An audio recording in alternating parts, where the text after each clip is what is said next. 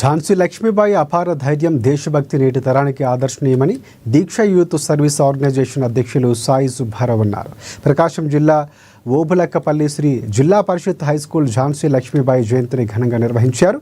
ఈ సందర్భంగా దీక్ష youth organisation ఆధ్వర్యంలో ప్రధాన ఉపాధ్యాయులు లక్ష్మీబాయి చిత్రపటానికి పూలమాల వేసి ఆమెకు సేవలు కొనియాడారు.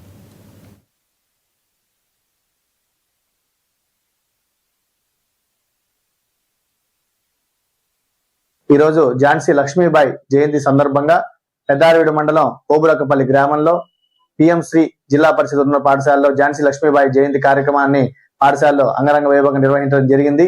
ఈరోజు ఈ యొక్క కార్యక్రమంలో ముఖ్యంగా విద్యార్థులకు అపారమైన శక్తి సంపన్నం గల ఝాన్సీ లక్ష్మీబాయి జీవిత చరిత్ర గురించి, అదేవిధంగా ఆనాడు ఒక మహిళగా బ్రిటిష్ వారితో ఎదురొడ్డి పోరాడిన ధైర్య సాహసాల గురించి మహిళలకి, ముఖ్యంగా విద్యార్థులకు తెలియజేయడం జరిగింది.